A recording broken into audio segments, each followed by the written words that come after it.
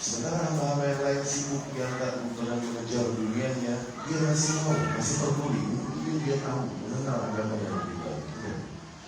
Dari situ kemudian Allah Subhanahu wa Ta'ala bukakan baginya pintu-pintu pemahaman agama yang baik. Itu di antara tanda di mana Allah Subhanahu wa Ta'ala masih menginginkan kebaikan bagi seorang hamba. Nah, keberadaan kita di sini sama-sama belajar bareng. Semoga itu di antara bentuk atau bukti di mana Allah Subhanahu wa Ta'ala masih menginginkan kebaikan untuk kita semua. Ya, Syekh Ibn Baz rahimahullah mentaklif hadis tersebut. Beliau rahimahullah berkata, "Faman lam yuridillahu bihi khairan lam yatafaqqah fid din." Maka barang siapa yang dulu Allah kehendaki baginya kebaikan, yang Allah tidak kehendaki baginya kebaikan, maka orang tersebut tidak akan dia menuntut ilmu agama. Ketika dikatakan oleh Rasul, "Man aradallahu bihi khairan yufaqihu fid din." Kalau siapa yang Allah kehendaki baginya kebaikan, maka Allah akan berikan dia fikih, yani pemahaman yang baik di dalam beragama. Faman lam yuridillahu bihi khairan, maka barang siapa yang Allah tidak kehendaki baginya kebaikan, lam yatafaqqah fid din. Atau faman lam yatafaqqah fid din, ma aradallahu bihi khairan. Maka barang siapa yang tidak mau mempelajari, tidak mau dia mengetahui, untuk ingin mengetahui, tidak mau dia mempelajari agama yang lebih jauh, orang yang demikian hakikatnya memang Allah tidak inginkan kebaikan baginya. Ma'allah. Ya, semoga keberadaan kita di sini adalah di antara bukti bahwa Allah Subhanahu wa Ta'ala masih menginginkan kebaikan bagi kita semua. Ya. Ayo, materi yang dijanjikan adalah manhajiyah di dalam surah Al-Fatihah. Ya, manhajiyah, yakni konsep beragama. Ya, nilai-nilai yang sifatnya konsep beragama atau metode di dalam beragama. Ya, ini yang membedakan Ahlus Sunnah dari firqah-firqah yang lain adalah apa bedanya? Mereka berbeda di dalam manhaj, di dalam metode beragama mereka. Itu yang dimaksud dengan manhaj.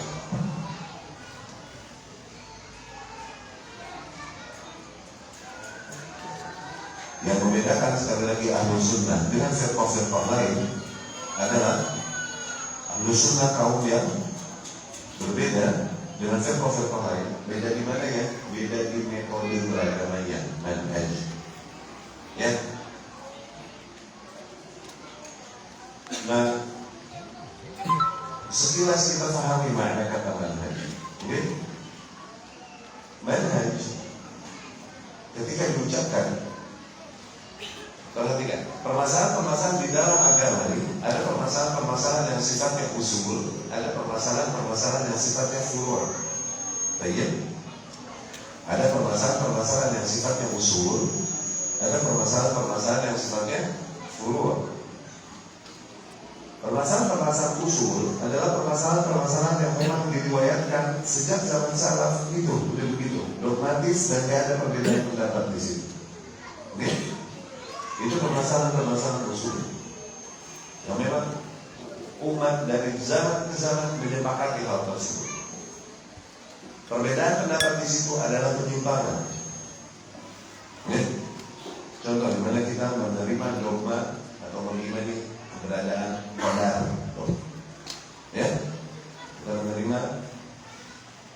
mengimani adanya azab di kubur atau nikmat kubur. Dari zaman dulu ini hal yang sifatnya dogmatis ada. Kita mengimani bahwasanya iman itu mencakup ucapan, amalan dan keyakinan. Nggak boleh misalnya itu poin-poin tersebut. Perbedaan di dalam hal tersebut adalah dolal, adalah penyimpangan. Itu poin-poin tersebut. Ya, Ustaz, di mana poin-poin usul di mana? Adanya di mana? Lihat di buku-buku akidah Ahlus Sunnah. Bab-bab yang ada itu pembahasan usul. Lihat usul sunnah Imam Ahmad bin Hanbal.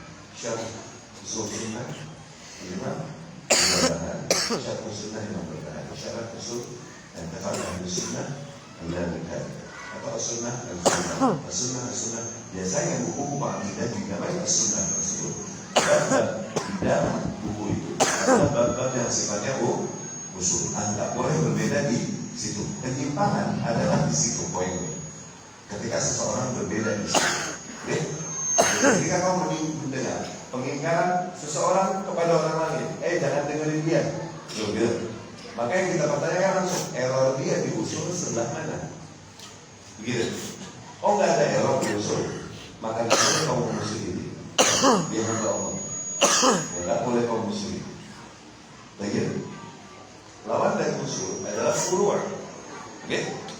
Usul tadi adalah perkara-perkara. Kalau usul tadi adalah perkara-perkara yang memang dari awal, dari zaman awal berjalan yang demikian, nggak ada perbedaan pendapat. Maka furu' sebaliknya, furu' adalah perkara-perkara yang sifatnya detail teknis. Memang ada perbedaan pendapat sejak zaman awal, atau perkara-perkara yang sifatnya ijtihadiyah, yang terbuka padanya peluang ijtihad. Sehingga terjadi perbedaan pendapat di situ. Nah, ini boleh aja. Perbedaan pendapat di situ, ini yang dibilang ikhtilaf sa'ir atau ikhtilaf mu'tabar. Perbedaan pendapat yang memang berjalan demikian, atau perbedaan pendapat yang berlaku. Oke? Iya, di antara kaum muslimin, di antara ahlu sunnah, ada yang menjaharkan basmalahnya ketika sholat. Bismillahirrahmanirrahim. Alhamdulillah. Ada di antara mereka yang basmalahnya kan dijaharkan, tapi langsung Alhamdulillahirabbil alamin. Bangun dari tidak itu bangun dari rukuk. Sebagian di antara mereka ada yang sabar, menggenggam lagi tangan. Sebagian mereka ada yang irsal, lihat.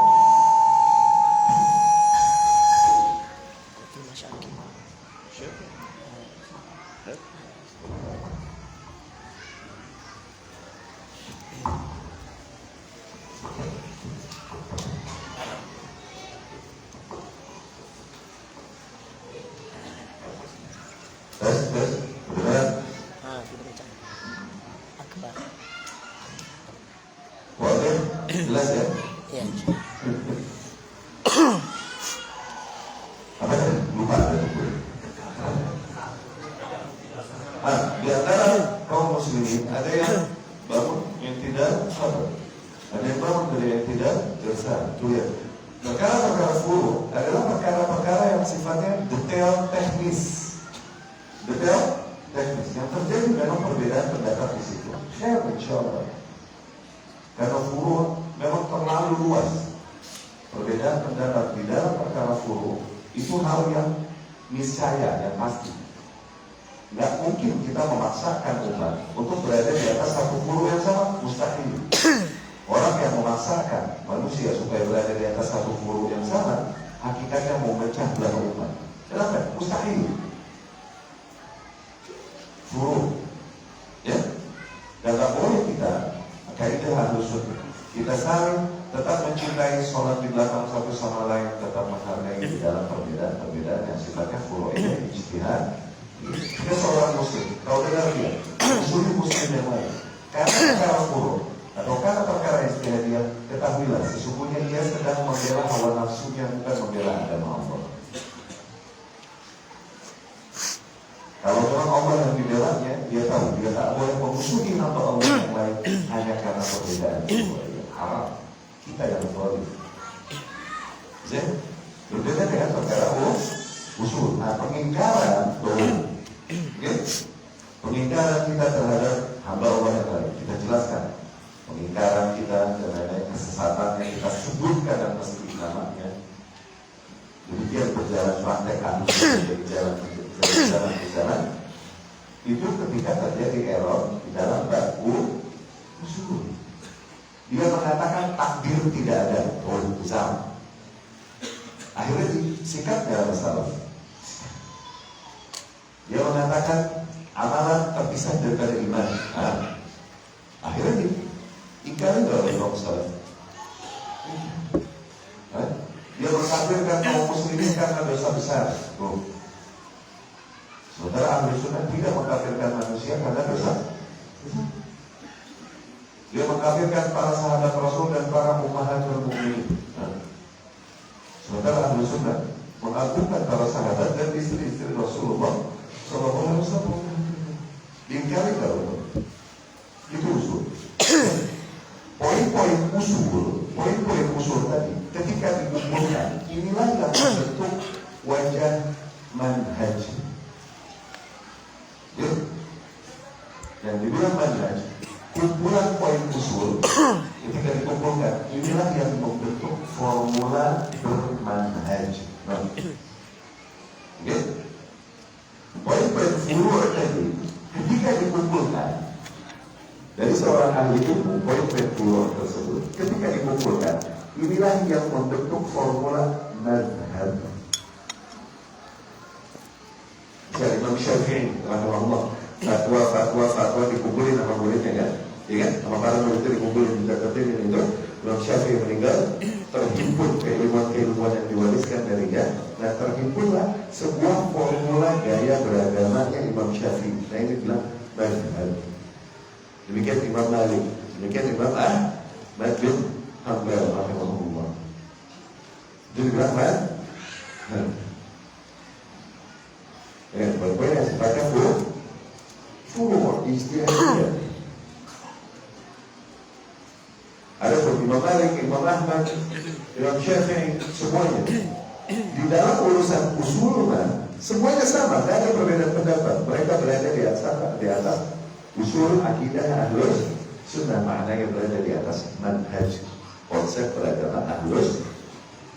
Poin-poin usul semua sama, tidak ada perbedaan. Mereka imam ahlus sunnah, makanya dibilang begitu. Ini yang membedakan mana manhaj, mana manhaj. Ketika kita bilang materi manhajiyah, ya ini materi-materi yang sifatnya konsep beragama kita, yang sifatnya usul pada kita. Dan usul adalah ma yang alaihi ghairuh, sesuatu yang dimana hal-hal yang lain itu dibangun di atasnya. Sementara furu' ma yang ala ghairihi, sesuatu yang dibangun di atas hal lain. Ya. Nah, ini yang akan kita pelajari. Ternyata poin-poin yang sifatnya usul demikian, yang merupakan metode beragama secara umum ini, konsep beragama secara umum, itu terkandung di dalam surat Al-Fatihah. Oke? Nah, ini yang akan kita bahas di dalam pertemuan kali ini, insyaallah. Baik, bismillah. Ikhwan rahimakumullah, Al-Fatihah. Di antara nama Al-Fatihah artinya pembuka. Oke? Dinamakan Al-Fatihah. Al-Fatihah karena apa?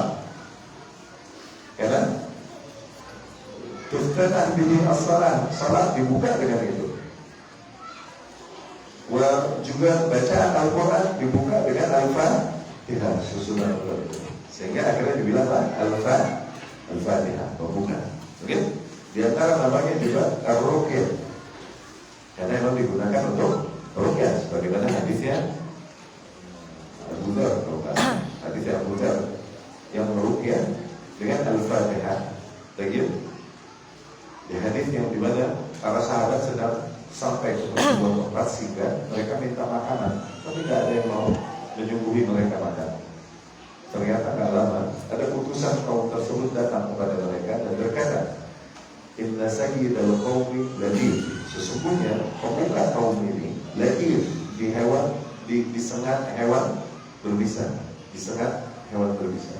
Hal fikum raqib, adakah yang bisa meruqyah di antara kalian?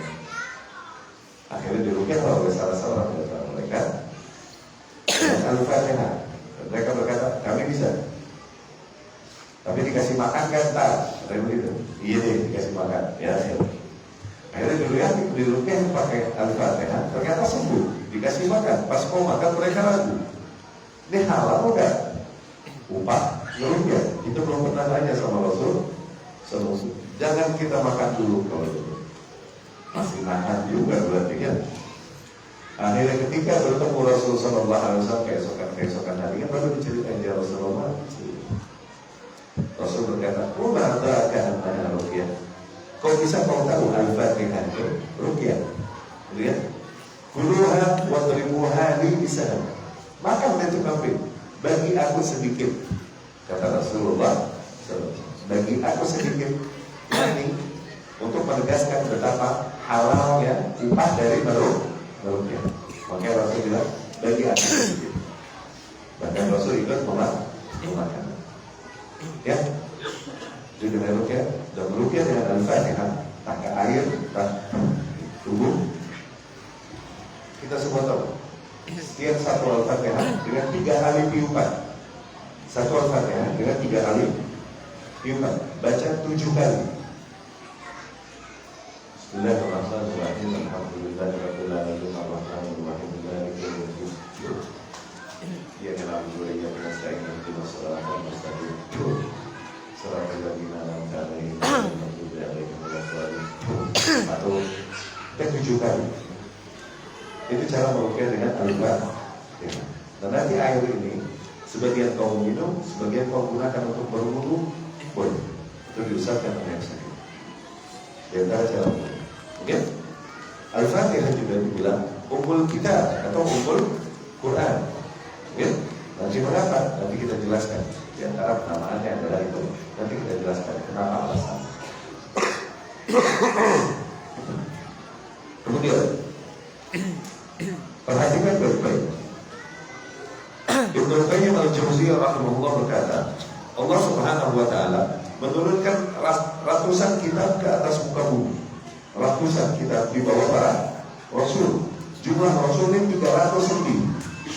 Yang membedakan rasul dan nabi, rasul datang dengan risalah baru, menyempurnakan risalah rasul yang diutus sebelumnya. Begitu kan? Para nabi ini yang ada di antara rasul menyeru manusia kepada syariat rasul yang diutus sebelumnya. Begitu.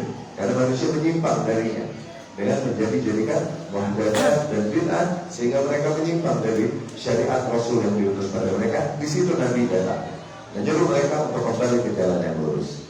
Fungsi nabi demikian. Tidak nabi membawa syariat baru, tidak membawa undang-undang baru. Rasul datang membawa syariat baru, undang-undang baru. Nah, dilambangkan pakai kitab. Jadi Rasul Allah menurunkan ratusan kitab atas muka bumi ini banyak. Oke? Nah, ratusan kitab ini terangkum di dalam 3 syariat besar, 3 kitab yang paling besar, yaitu Zabur yang ada pada Daud alaihissalam, ya, Taurat yang ada pada Musa, Al-Ahdu Al-Qadim, perjanjian lama, yang ada pada Musa, sama Bible, Injil, Al-Ahdu Al-Jadid, perjanjian baru yang ada pada Isa alaihissalam. Ratusan kitab tersebut terangkum dalam 3 kitab ini. Oke? 3 kitab ini terangkum di dalam 1 kitab penutup terakhir, yaitu Al-Quranul Karim. Lihat, Ajib. Jadi kalau udah Al-Quranul Karim, ngapain lagi lihat kitab-kitab terdahulu? 1 kitab ini, ya, merangkum ratusan kitab yang dulu. Dan 1 kitab ini Al-Quranul Karim terangkum lagi. Perhatikan, Al-Quranul Karim terangkum lagi di dalam 1 surat, yaitu Al-Fatihah. Makanya Al-Fatihah dinamakan Ummul Kitab, ibunya Al-Kitab. Maknanya apa? Kalau dibilang ibu, berarti yang lain anak-anaknya. Ini sempat ada menyatakan pernyataan demikian, kemudian ada polemik. Padahal demikian di bahasa Arab, dinamakan ketika sesuatu itu menjadi yang paling lama atau sumber. Dinamakan iyal, anak-anak, ketika hal tersebut datang dari tadi. Ya? Dari sini para ulama bilang, talabatul hadis, para penuntut ilmu hadis, iyalun ala kutub al-Khatib. Mereka adalah anak-anak dari kitabnya Al-Khatib, yakni Al-Imam Al-Khatib Al-Baghdadi. Ya, anak-anaknya, maknanya apa? Al-Imam Al-Khatib banyak menulis, di antara yang awal menulis buku yang berkaitan dengan mustalah atau metodologi hadis. Masuk kedua dunia, Mesir ibunya dunia, itu dia ada ucapan demikian. Kenapa? Peradaban yang paling tua maksudnya, di mana peradaban lain datangnya dari dia, begitu. Nah, ketika dikatakan Al-Fatihah adalah ummul kitab, ibunya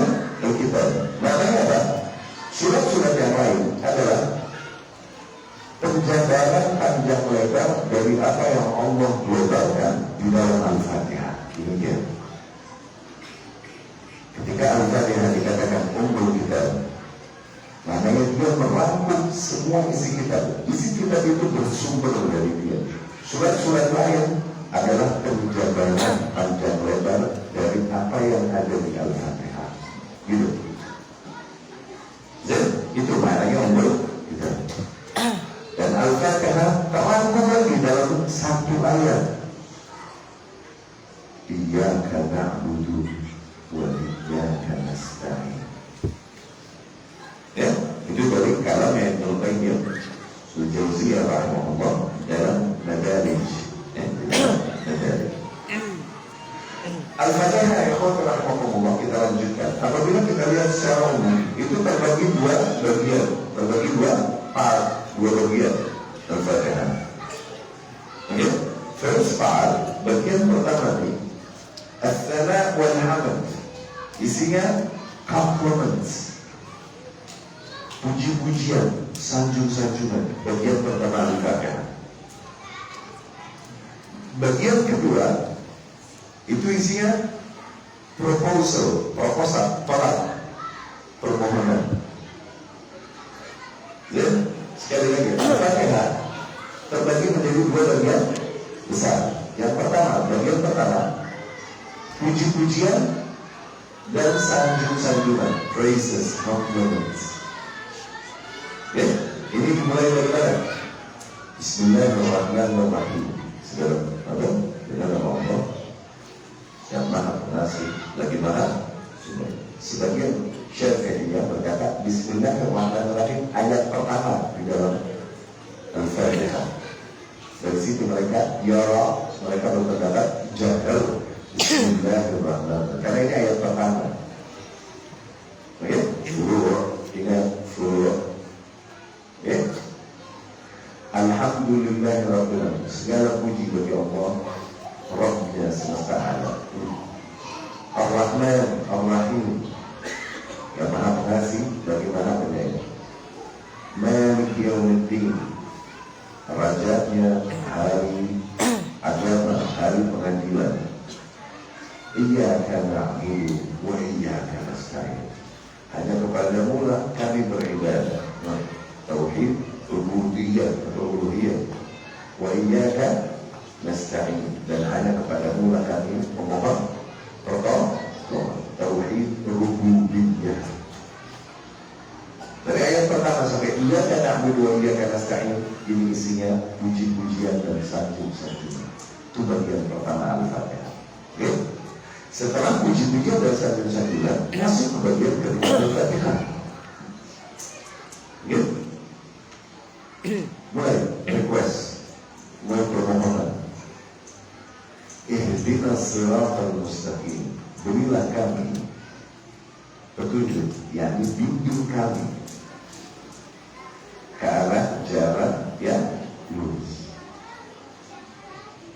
Siratal ladzina an'amta 'alaihim, jalan orang-orang yang kau murahkan. Ayat-ayat berikutnya adalah sifat dari jalan yang lurus tadi. Ayat-ayat berikutnya adalah sifat dari jalan yang lurus tadi. Jalan yang lurus itu apa? Jalan orang-orang yang kau berikan nikmat ke atas mereka. Yang dimana sifat jalan itu bukanlah jalan orang-orang yang kau murkai, yang dimurkai ke atas mereka. Dia bermerduma lagi. Bukan juga jalan orang-orang yang abalin, yang lost, yang astray, yang lost, tersesat. Ya? Sekali lagi Al-Fatihah terbagi dua bagian. Apa aja? Yang pertama sanjungan dan puji-pujian. Bagian kedua,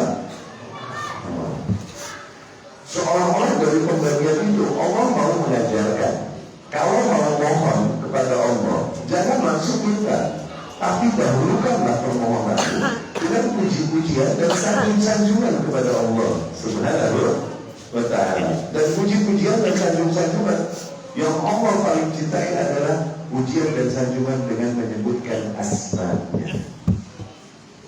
Ya Hayyu Ya Qayyum, baru birahmatika nasta'in. Begitu kan? Iya kan? Ini adab di dalam memohon kepada Allah Subhanahu wa ta'ala. Ya Arhamar Rahimin, irhamni. Ya. Sebutkan asma dan sifat Allah untuk membuka doamu. Demikian doa-doa yang banyak diriwayatkan dari Rasulullah Sallallahu Alaihi Wasallam. Seringkali Rasul mendahulukan doa-doa tersebut dengan menyebutkan asma dan sifat. Demikian adab di dalam berdoa. Demikian Al-Fatihah. Sebelum kita memohon kepada Allah, kita dahulukan dulu dengan pujian-pujian dan sanjungan. Ya.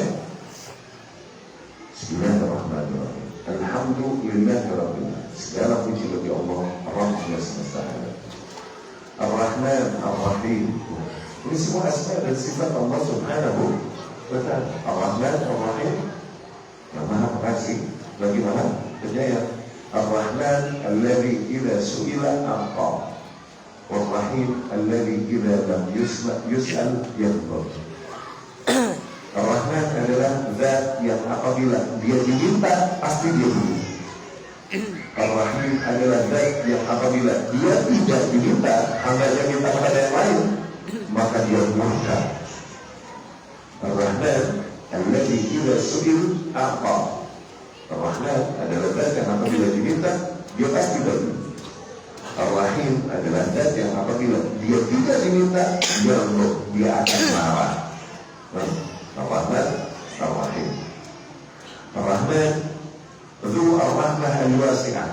Di antara tafsiran para ulama juga, rahmat adalah zat yang memiliki rahmat yang luas, rahmat yang merata kepada mukmin dan kafir.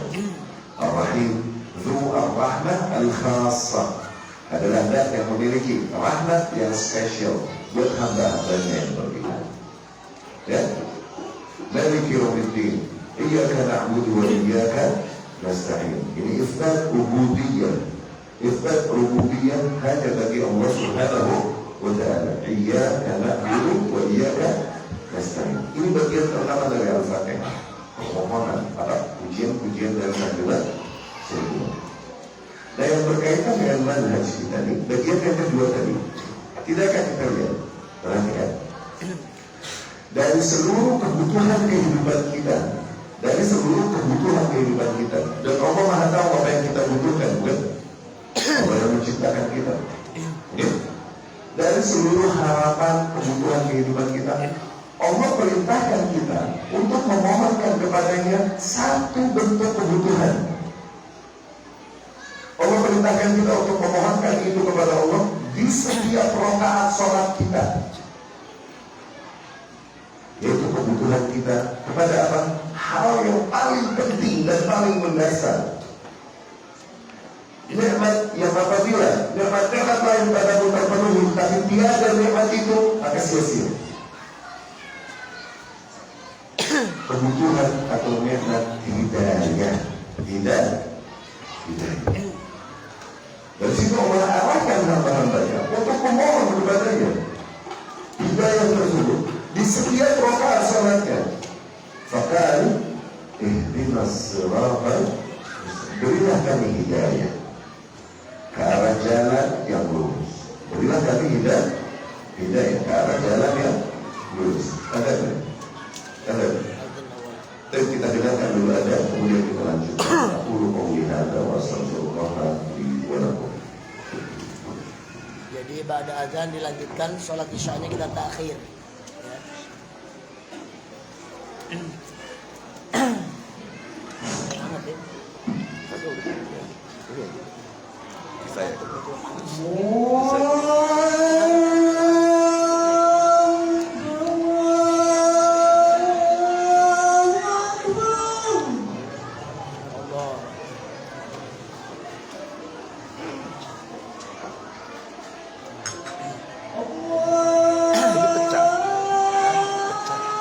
Dari atas ya.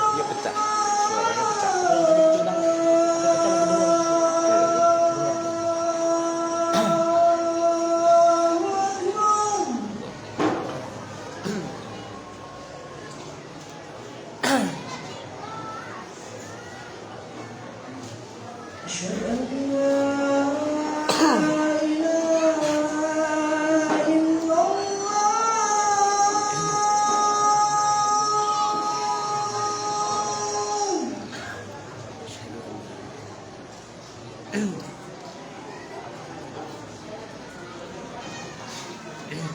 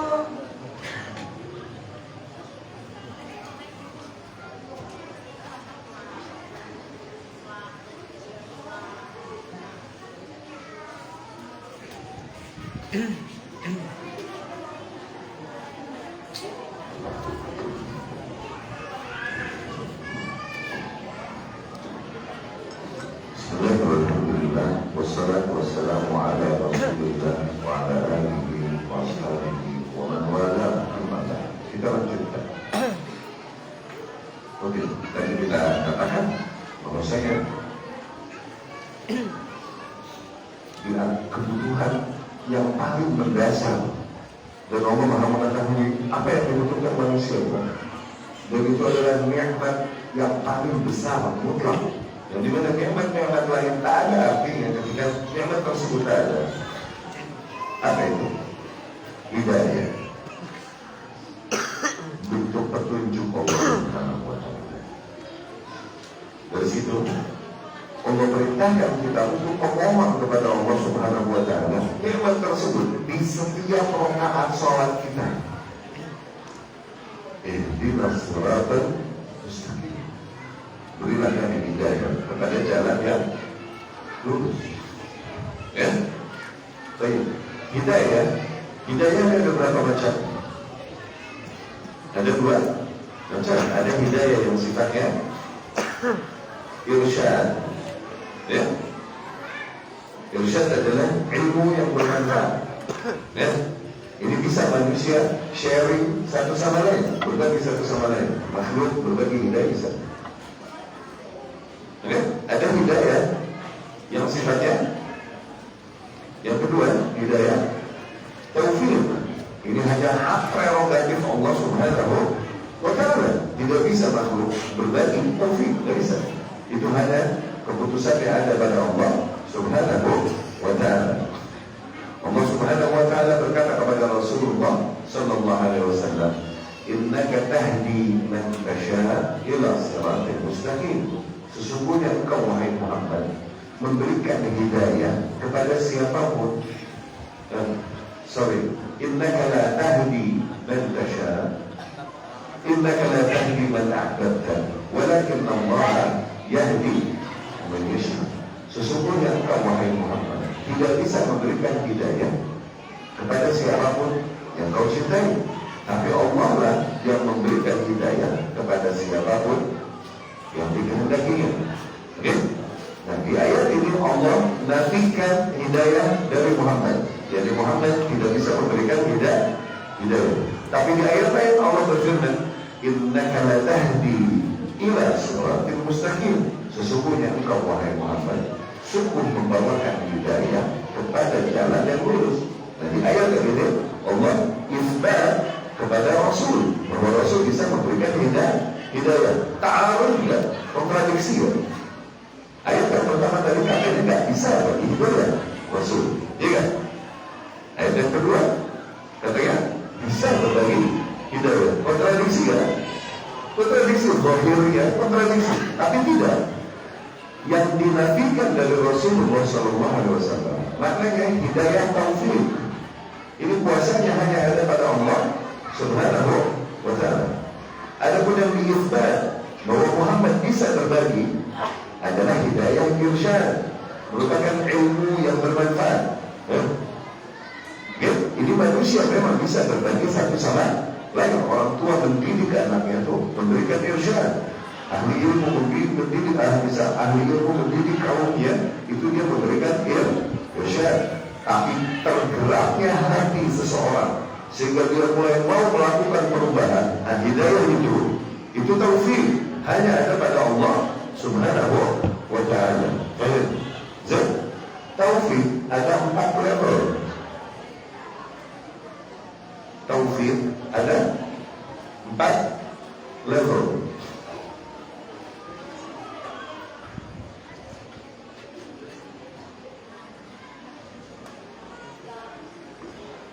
Yang pertama, al-fahm. Faham. Yani sekumpulan manusia disampaikan hidayah irsyad. Sebagian bisa memahami ilmu yang disampaikan tersebut, sebagian tidak bisa memahaminya. Iya. Yang bisa paham itu dia udah mulai dapat kadar taufik dari Allah Subhanahu wa ta'ala.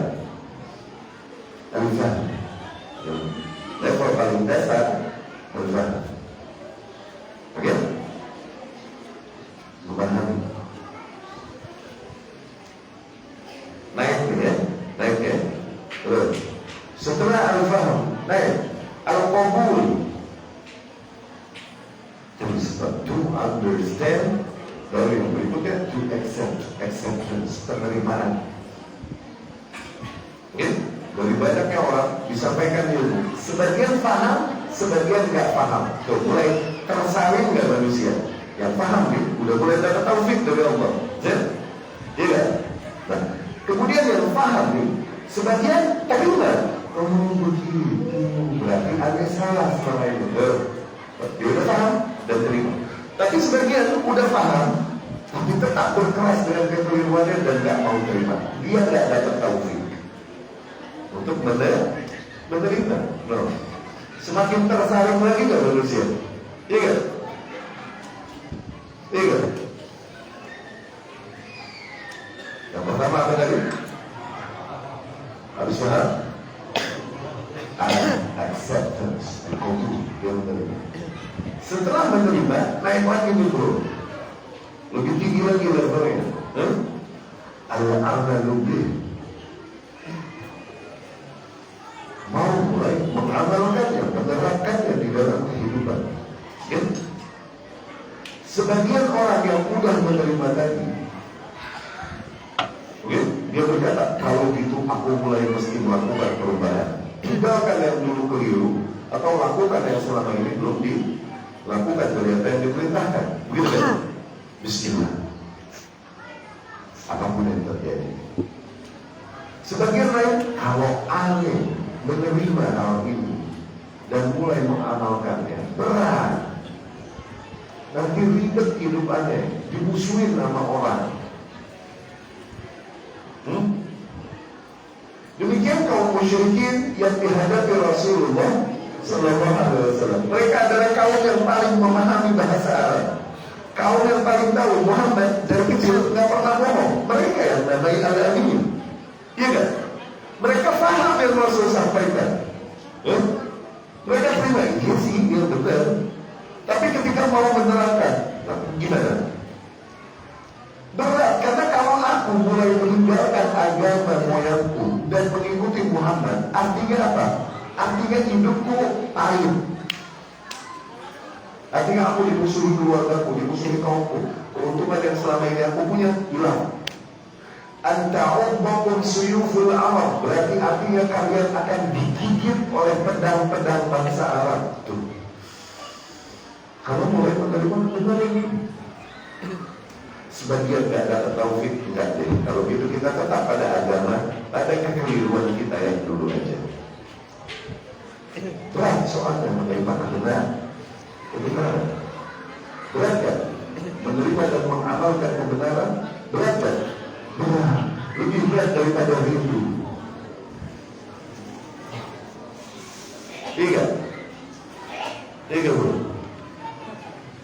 Mereka tahu Muhammad gak pernah dusta sallallahu alaihi wasallam. Mereka yang juluki al-amin. Cuma kalau aku terima ucapan Muhammad dan aku mengikutinya, bisnisku, posisiku di antara kaumku, orang-orang yang mencintaiku, para lovers akan berubah menjadi haters. Berat nih. Akhirnya dia tak mau itu. Gak dapat taufik. Tapi sebagian yang lain, kalau ini memang benar, maka bismillah. Whatever happens, ya salam, apapun yang terjadi, dia menerima kebenaran ini dan mulai menerapkannya di dalam kehidupan. Mulai melakukan perubahan dalam hidup. Itu dia dapat taufik untuk mengamalkan level taufik yang lebih. Pertama apa tadi? Kesaring dari manusia. Ya, sebagian tidak paham, sebagian paham. Oke? Yang paham kesaring lagi. Nerima, sebagian nerima, tapi sebagian nggak sesuai sama hawa nafsunya, nggak terima, gitu kan? Iya. Yang nerima kesaring lagi, ada yang mau mulai bismillah deh amalkan, mulai lakukan perubahan, iya kan? Sebagian nggak ada berat, iya kan? Nggak ada berpikir untuk mengamalkan, ya? Udah berapa level tuh? 3. Level terakhir, ini level paling tinggi, paling ribet. Mungkin as-sabat alaih, sabat, hold on, tarik, bertahan teguh di atas hak. Sebagian yang mudah mengamalkan, mungkin ketika menghadapi ujian-ujian dan gelombang fitnah, karena dia mengambil jalan kebenaran ini, pasti mulai dimusuhi siapapun, ya kan? Sebagian Allah kasih taufik mereka untuk bertahan dan terus bertahan di situ. Ya tak boleh, sangat. Sebagian boleh. Mental lagi dia, bukan cuma futur tapi intikas. Awas, ada futur, ada intikas. Futur cuma turun semangat doang, tapi masih on the right path, masih di jalur yang tepat. Intikas putar balik. Loh. Sekali lagi, futur cuma turun semangat, tapi still on the right path, tapi masih di atas jalur yang seharusnya. Tapi enggak senegas dulu aja rada santai. Gitu. Ini futur. Z. Intikas putbal, putar balik. Dia kembali lagi ke keliruan zaman dulunya. Karena nggak tahan, nggak sabar berada di atas jalan ini. Jalan hak Jalan menuju surga nih, Rasulullah SAW bersabda, "Huffatil jannah bil makarim." Surga diselimuti dengan hal-hal yang dibenci manusia, sakit hati, resah, sedih itu. Surga itu diliputi dengan hal-hal demikian. Sehingga para malaikat berkata, ya kalau begini kami khawatir nggak ada yang bisa masuk surga. Sebaliknya, huffatin nar bisyahawat. Neraka justru diliputi dengan hal-hal yang sifatnya syahwat manusia, yang sesuai dengan syahwat. Malaikat berkata, ya kami khawatir kalau ini nggak ada yang selamat dari neraka. Ya? Nah kita mengalami ujian dan setiap orang punya jatah perang masing-masing. Everybody has their own war. Ustaz ada dimusuhi di kampung aneh, Ustaz ada dimusuhi di kampung aneh, Ustaz ada dimusuhi di keluarga anak karena anak mulai menerapkan sunnah di dalam kehidupan mereka. Gitu kan? Kalau gitu kan? Gak ada pertanyaan masuk begitu. Ya kan? Maka jawaban kita apa? Terus katanya mau enak-enak hidup, tua kaya raya mati masuk surga, haji aman.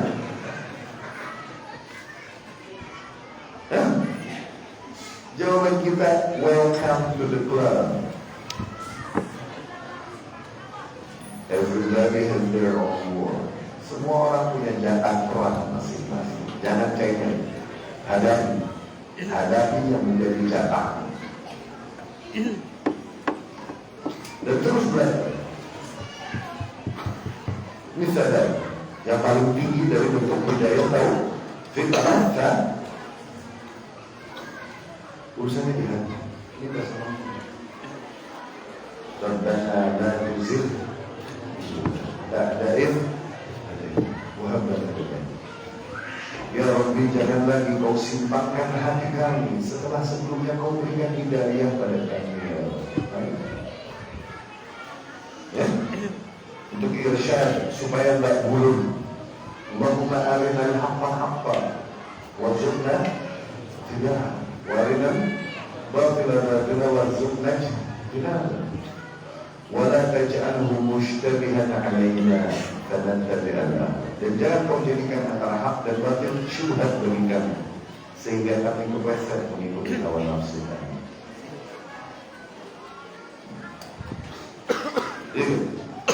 Mohon berilah kami hidayah. Hidayah kemana? Ya, jadi udah paham kan? Nikmat terbesar mutlak, nikmat apa? Hidayah. Dan alhamdulillah, insya Allah kita dapat nikmat itu double.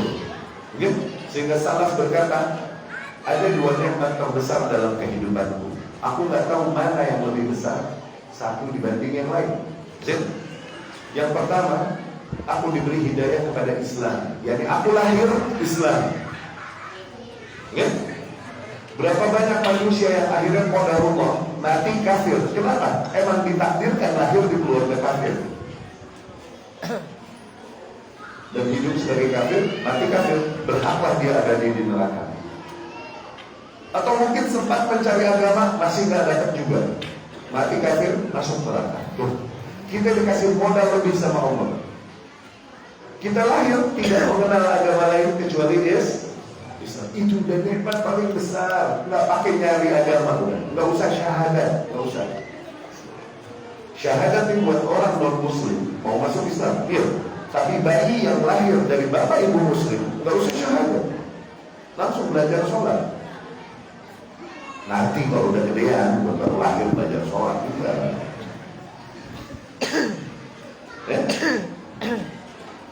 Iya, itu nikmat pertama. Nikmat kedua, aku diberikan hidayah kepada manhaj yang hak ini.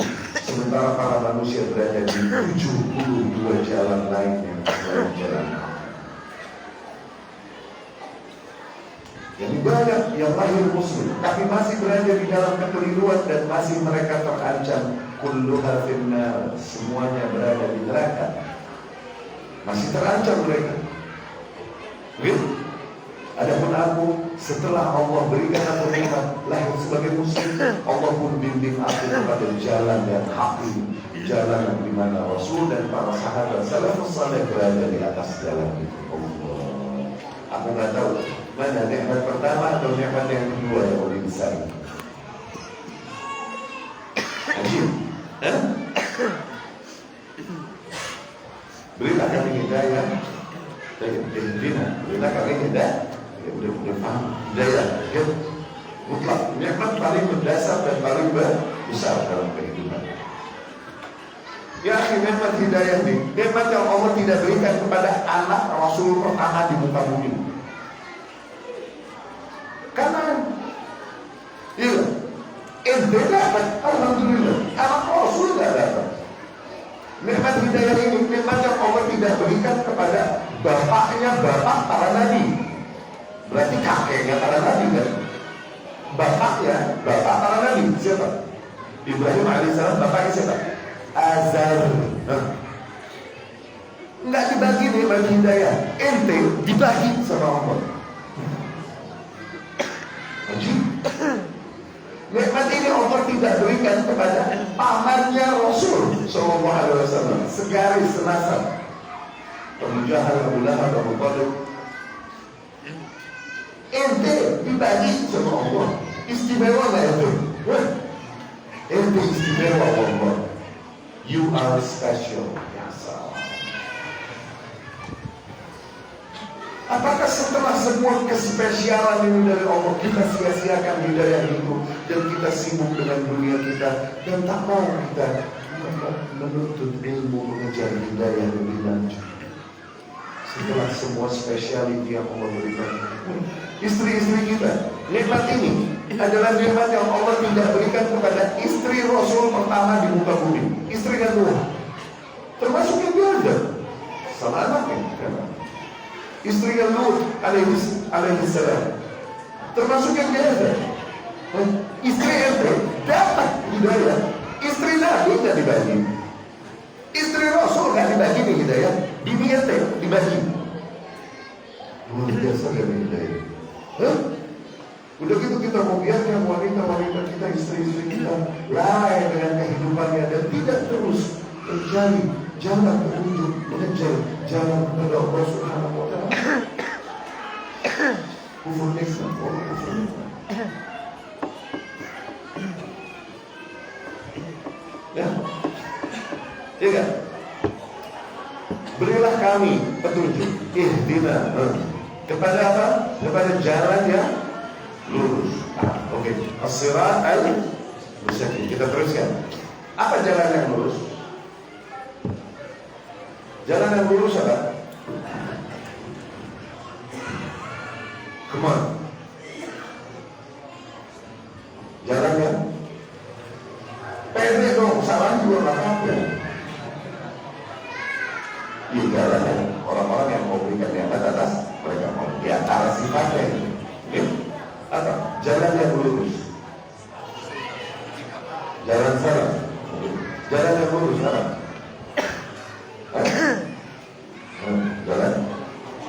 Jalannya para sahabat. Gitu ya. Tafsirannya itu kemana-mana lurus. Jalan yang lurus terus. Jalan yang lurus adalah jalan yang enggak bengkok. Kemana-mana itu. Kan bumi lurus. Kemana lagi itu?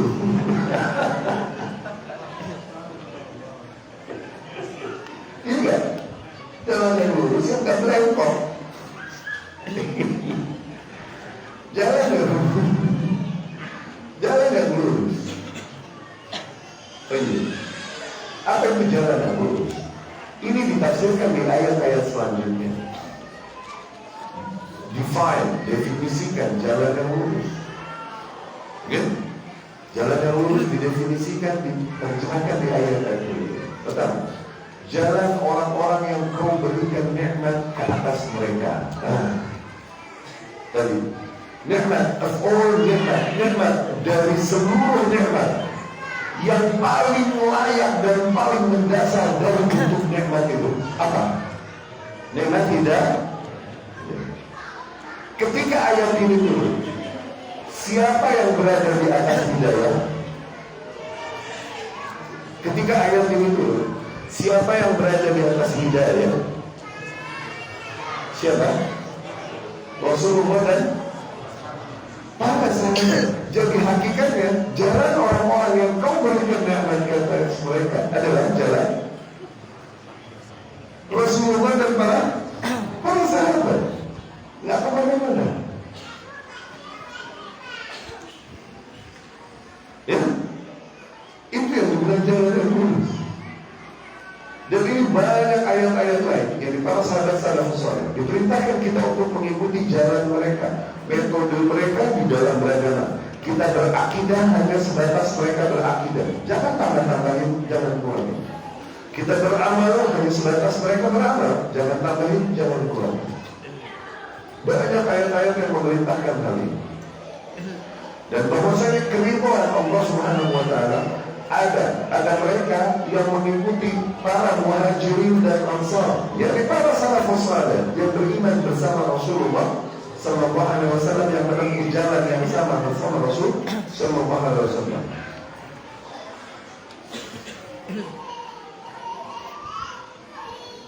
Al-muhajirin wal ansar walladzina ittaba'uhum biihsan.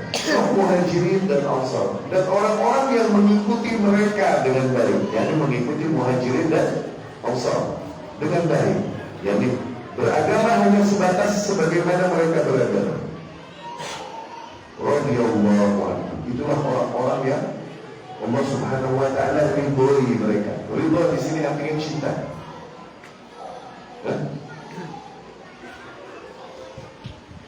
Maknanya keridhaan Allah Subhanahu wa taala terbatas pada muhajirin dan ansar, termasuk orang-orang yang mengikuti jalan mereka.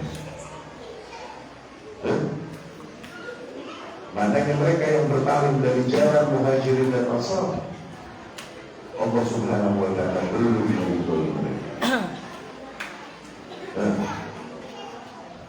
Allah berfirman di ayat lain,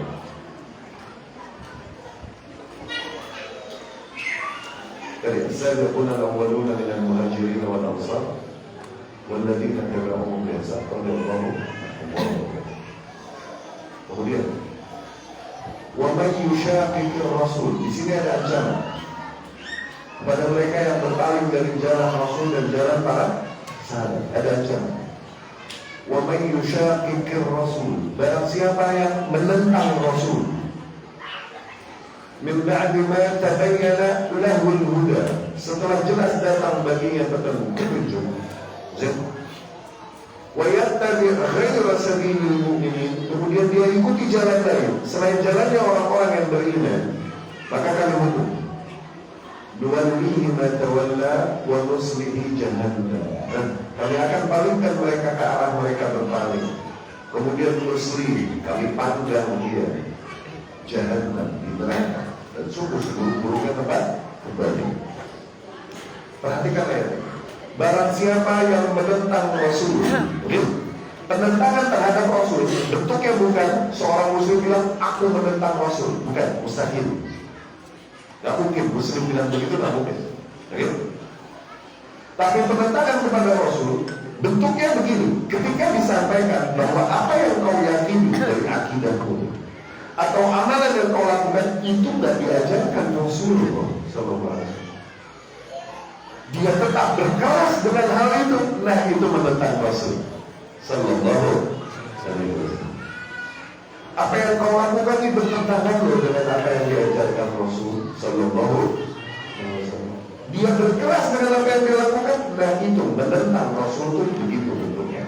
Paham ya? Dan siapa yang menentang Rasul? Setelah jelas datang baginya petunjuk, yakni kalau belum tahu, uzur. Tapi setelah jelas datang baginya petunjuk, datang hujah ke atasnya, dan dibilangin, Rasul tidak melakukan itu, udah ada yang bilangin, begitu. Kemudian dia mengikuti jalan lain, selain jalannya orang-orang yang beriman. Kembali, ketika ayat ini turun, siapa yang beriman? Siapa yang beriman? Ada pilihan lain nggak? Ada pilihan lain nggak? Nggak ada.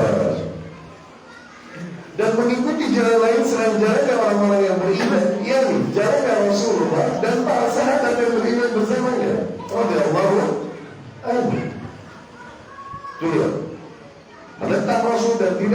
mengikuti jalan para sahabat radhiyallahu anhum. Maka kami hukum di dunia, hukuman dunia, nuwallihi ma tawalla, kami palingkan mereka ke arah mereka berpaling. Yang diginiin. Tadi dia cuma ngintip gitu, ngintip, digituin sekalian sama Allah. Nuwallihi ma tawalla, yani nusayyinu lahu dalalatih, kata Ibnu Katsir. Kami hiasi baginya kesesatannya, sehingga makin yakin dia di atas kesesatan itu. Makanya gak aneh kalau kita lihat orang di atas kesesatan berani mati, sampai masang petasan di badannya terus bang, iya kan? Membunuh ini, kok bisa seyakin itu, luar biasa. Allah mudah itu nuwallihi ma tawalla. Kami palingkan dia ke arah dia berbalik. Itu Allah. Itu di dunia, di akhirat nuslihi jahannam. Kami barbecue dia di neraka. Rasulullah yuslihi asalnya tanpa barbecue. Kami panggang mereka di neraka. Subuh-subuh yang kita. Rasulullah bersabda sallallahu alaihi wasallam, kita berkata, وستفترق أمتي على 73 فرقة, dan umatku akan terpecah menjadi 73 golongan, kulluha finnar illa wahidah, kesemuanya berada di neraka kecuali satu. Tentunya sahabat bertanya, man hiya ya Rasulullah, siapa yang satu golongan itu ya Rasulullah? Rasul pun menjawab sallallahu alaihi wasallam, ma ana alaihi wa ashabi, mereka yang berada di atas jalan yang dimana aku dan para sahabatku berada di atas jalan. Yang di jalan nanti ada 73. Yang masuk surga adalah mereka yang berada di atas jalan yang sama denganku dan para sahabatku. Jalan itu doang. 72 jalan lain di neraka. Dan awas, ini ayat namanya ayat wa'id, ayat ancaman. Jangan kita menghukumi orang yang tidak menerima jalan ini kalau dia di neraka. Gak boleh, haram. Oke? Ya, bapak kita, ibu kita, kawan kita yang belum menerima hak ini, kita bilang dulu, dia sudah jangan. Ayat wa'id itu menerapkannya gimana ancaman-ancaman.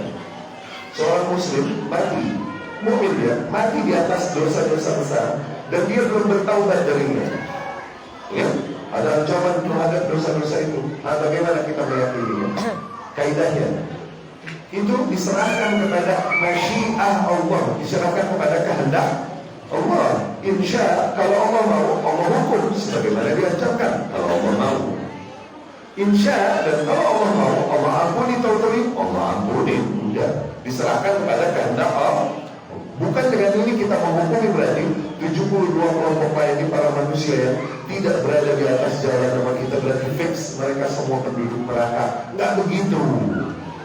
Paham ya? Ayat-ayat wahyu diserahkan kepada kehendak Allah, masyiah Allah. Kalau Allah mau, Allah hukumkan sebagaimana diancamkan. Bisa? Kalau Allah mau, Allah ampuni dosa, bisa? Ya? Diserahkan kepada kehendak Allah Subhanahu wa ta'ala. Dan masih banyak lagi ayat-ayat dan hadis-hadis yang menunjukkan bahwa jalan yang lurus tersebut adalah jalan yang dibawakan oleh Rasulullah SAW dan para sahabat radhiyallahu anhum. Nah, kita memohon petunjuk, itu memohon petunjuk ke situ. Diriwayatkan Imam Bukhari rahimahullah dari Ibnu Mas'ud radhiyallahu anhu. Ibnu Mas'ud berkata, khatta lana Rasulullah sallallahu alaihi wasallam khattan mustaqima. Suatu hari Rasul menggambarkan bagi kita sebuah garis yang lurus. Dan Rasul berkata, hadza sabilullah, inilah jalannya Allah.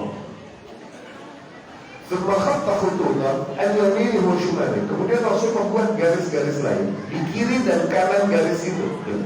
Kiri dan kanan. Kayak tulang ikan, daun pelatak.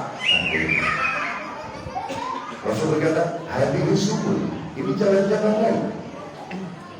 Ala kulli sabilin minha syaitan yad'u ilaihi. Dan di setiap permukaan jalan itu terdapat syaitan yang menyuruh manusia kepadanya.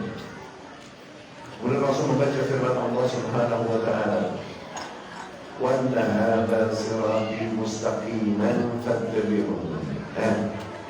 dan sungguh bahwasanya ini adalah jalanku yang lurus. Ikuti jalan yang ini. Wala tattabi'us subul, dan janganlah kau mengikuti jalan-jalan yang lain. Fatafarraqa bikum an sabil, sehingga kau akan berpecah belah, berselisih, berpecah dari jalan yang Allah Subhanahu wa ta'ala. Perhatikan ayat tadi.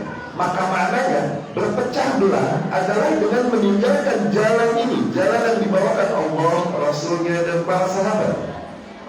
Ketika seseorang memilih jalan lain, dia berpecah belah, kalaupun rame-rame kompakan. Dan ketika seseorang bertahan di atas jalan ini, jalan yang datang dibawakan Allah, Rasulnya, dan para sahabat radhiyallahu anhum, maka dialah yang bersatu dan berjamaah, kalaupun dia bersendirian. Makanya Ibnu Mas'ud berkata, al-jama'ah ma wafaqal haq wa in kunta wahdak. Yang jamaah adalah yang sesuai dengan yang hak, kalaupun engkau bersendirian. Antal jama'ah wa in kunta wahdak. Engkaulah yang jamaah, kalaupun engkau bersendirian.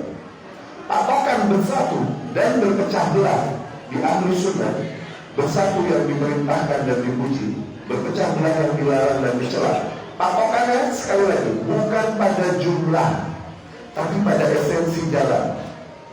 Seseorang ketika ia bertahan di atas jalannya Rasulullah SAW, dia al-jamaah, dia bersatu. Seseorang ketika meninggalkan jalan itu dan memilih jalan-jalan lain, ya, jalannya Khawarij, jalannya Haraki, jalannya Sufi, ya, selain jalannya Rasul dan para sahabat radhiyallahu anhum, maka ia berpecah belah, kalaupun banyakkan rame-rame. Patokan berpecah dan bersatu bukan pada jumlah, tapi pada esensi jalan. Makanya Allah berfirman, dan sungguh ini adalah jalanku yang lurus. Ikuti jalan yang ini. Jangan kau ikuti jalan-jalan yang lain sehingga kau berpecah belah dari jalannya. Jadi berpecah belah adalah dengan mengikuti jalan yang lain. Itu furqah. Makanya ahlu sunnah selalu sepaket dengan wal jamaah, ahlul bid'ah sepaket dengan wal furqah. Bisa digambarkan? Jadi ihdinas siratal mustaqim, tunjukilah kami, bimbinglah kami ke arah jalan yang lurus. Jalan siapa jalan yang lurus ini? Jalan para sahabat, jalan orang-orang yang kau berikan nikmat ke atas mereka tuh, dari seluruh kaumnya. Nikmat Allah Subhanahu wa ta'ala ya akhi. Betapa besar nikmat Allah kepada para sahabat radhiyallahu anhum. Lihat. Lihat. Betapa besar nikmat Allah kepada para sahabat radhiyallahu anhum. Sehingga layaklah ketika disebut jalan orang-orang yang kau berikan nikmat ke atas mereka, kau yang paling layak dibilang kau berikan nikmat ke atas mereka, emang para sahabat radhiyallahu anhum. Betapa besar nikmat Allah kepada mereka. Lihat dari ayat ini, Allah ingatkan kepada mereka tentang nikmat yang Allah telah berikan kepada mereka. Dua nikmat yang paling mendasar. Nikmat apa tadi? Hidayah yang membawa kepada keimanan. Ada nikmat keamanan. Awas, dari bahasa sama, iman, aman. Zin, iman, aman. Ini dua nikmat yang paling mendasar. Allah berfirman, wa'tasimu bihablillahi jami'a wa la tafarraqu. Dan berpegang teguhlah semua kalian kepada talinya Allah, dan janganlah kalian berpecah. Berpecah adalah dengan melepaskan talinya Allah, keluar dari jalan Allah dan Rasul sallallahu. Bersatu adalah dengan berpegang teguh kepada talinya Allah. Wa'tasimu bihablillahi jami'a wa la tafarraqu. Wajhuru, dan ingatlah nikmat Allah alaikum. Ingatlah nikmat Allah ke atas kalian. id kuntum a'da'a fa'alafa Allahu baina qulubikum. Dulu ketika kalian bermusuhan satu sama lain, kemudian Allah Subhanahu wa taala persatukan hati kalian satu sama lain. Fa asbahtum bi ni'matihi ikhwan. Jadilah kalian dengan nikmat Allah berubah menjadi bersaudara. Tadi dulu bermusuhan jadi bersaudara. Kemudian nikmat tadi. Wa kuntum ala syafa hufratin minan nar, dan kalian udah berada di ujung bibir jurang neraka, ujung bibir jurang. Oke? Yang dibikin bagi kepleset masuk jurang. Fa'anqadhakum minha, namun Allah selamatkan kalian darinya. Ini nikmat yang Allah beri, Allah suruh kaum muslimin ingat itu nikmat. Ya, betapa itu nikmat yang sangat besar. Perhatikan. Kuntum ada, dulu kalian bermusuhan. Yang bangsa Arab adalah bangsa yang menghabiskan perjalanan mereka dengan peperangan kabilah satu sama lain, berabad-abad. Bangsa Arab, ya? Sehingga nggak kedengeran raja Arab, nggak ada. Ya? Raja-raja Persia ada nggak? Yang menyatukan kabilah-kabilah Persia ada nggak? Kisra. Raja-raja Romawi, Caesar, Kaisar. Raja-raja kabilah-kabilah yang ada di Afrika, Najasyi. Raja-raja yang ada, kaum-kaum yang ada di Mesir, Kipti, Fir'aun. Tuh, ada kesatuan pada mereka, ada order, ada keberaturan. Tapi ada nggak Raja Arab? Ada nggak? Ada. Kenapa? Mereka kaum tidak disatukan oleh satu kesatuan. Tiap kabilah memerangi kabilah yang lain dengan serangga-serangga yang sedang. Gara-gara ledek-ledekan syair, satu orang dari sini bunuh satu orang di sini, tapi balas. Oh, seturun-turunan. Dan tiap kabilah punya hukum masing-masing sesuai dengan kabilah. Setiap kabilah dikepalai oleh chief, kepala sukunya. Nggak ada kesatuan pada mereka. Sehingga was-was. Seseorang ketika keluar melakukan perjalanan, ngeri ketemu kabilah lain di luar. Kenapa? Musuh. Nggak tenang dulu kan? Berada dalam keadaan nggak tenang. Kenapa? Civil war, perang saudara. Sesama Arab tapi saling memerangi satu sama lain. Sehingga ahli sejarah berkata, kadatil Arab antafna, hampir gen bangsa Arab yang hampir habis gara-gara perang bersaudara di zaman itu. Was-was, nggak tenang hati mereka karena berada dalam keadaan permusuhan. Tapi dengan nikmat Allah didatangkan Rasul, dipersatukan hati mereka satu sama lain sehingga mereka menjadi saudara. Allah, nikmat keamanan ini sehingga teror yang dulu, yang ketakutan yang dulu teror itu, yang dulu ketika tidak ada persatuan, semua kabilah memerangi satu sama lain, teror itu hilang, ganti dengan ketentraman, keamanan, tenang. Teror ini efektif membunuh manusia ya, khauf, efektif membunuh makhluk. Gitu. Makanya konsep kita di dalam mentaati penguasa, mengingkari kerusuhan dan pemberontakan, kenapa? Menjaga nikmat keamanan ini yang kita lalaikan dengan tindakan-tindakan yang bisa merusak keamanan, mengarahkan kebencian masyarakat kepada penguasa. Kalau udah masyarakat benturan sama penguasa, keamanan hilang, rata. Negeri mana yang benturan sama penguasa terus fine? Negeri mana? Terus berkhair. Negeri mana? Bagi. Negeri yang mana? Nambah hancur. Iya. Negeri mana yang fine? Negeri mana yang baik-baik aja? Setelah berbenturan sama penguasa, negeri mana? Irak, Syria, Suriah, Yaman, Sudan. Negeri mana yang berkhair setelah berbenturan sama penguasa? Negeri mana? Nggak ada. Afghanistan nggak hancur. Negeri mana?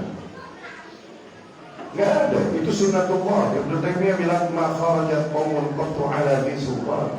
Tidaklah sebuah kaum berontak kepada penguasa yang ada illa wa kana haluhum ba'da khurujihim, kecuali pasti kondisi mereka setelah berontak aswa, pasti lebih buruk min halihim qabla khurujihim, daripada kondisi mereka sebelum berontak.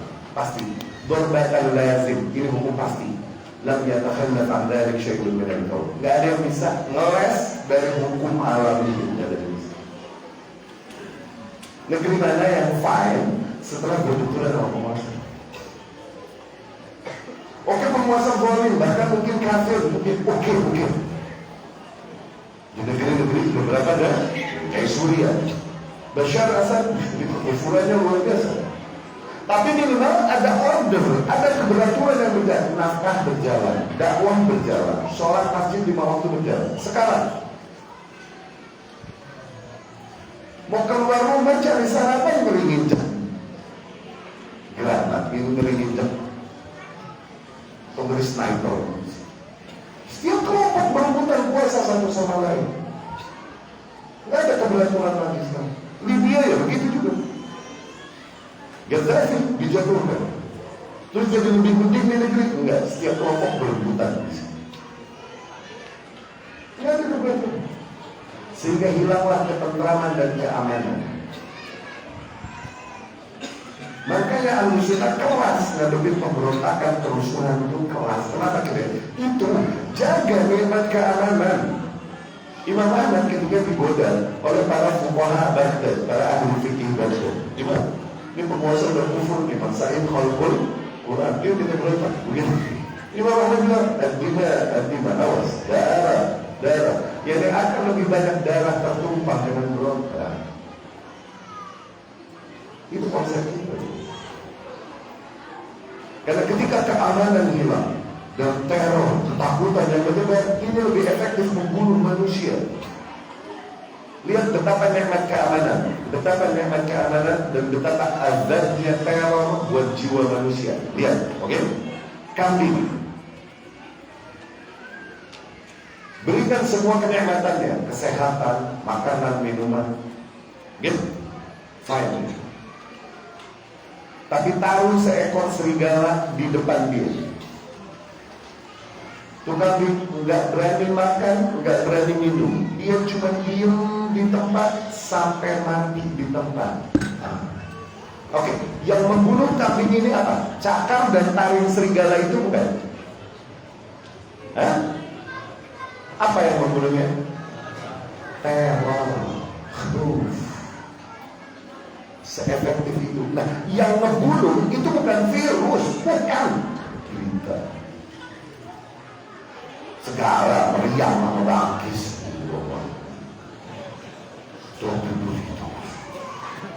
Penyakitnya belum sampai ada orang membuli itu. Videonya duluan. Ada orang di jalanan.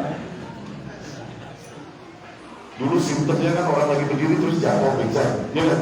Kesini-sini simptomnya kok jadinya meriam di kamar, nggak jatuh di jalan ya. Dia yang punya media.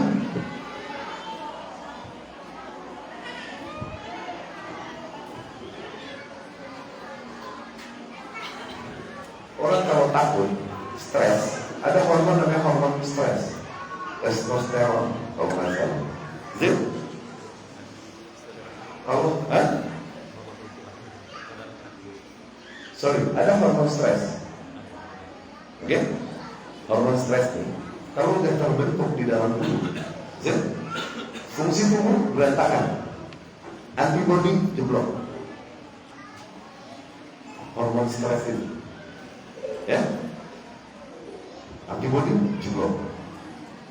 Sesepele-sepelenya penyakit dan virus bisa membunuh. Jadi senjata paling efektif untuk mati manusia stres. Makanya nikmat keamanan adalah nikmat yang paling besar. Ketika tak ada lagi teror, tuh itu maksudnya.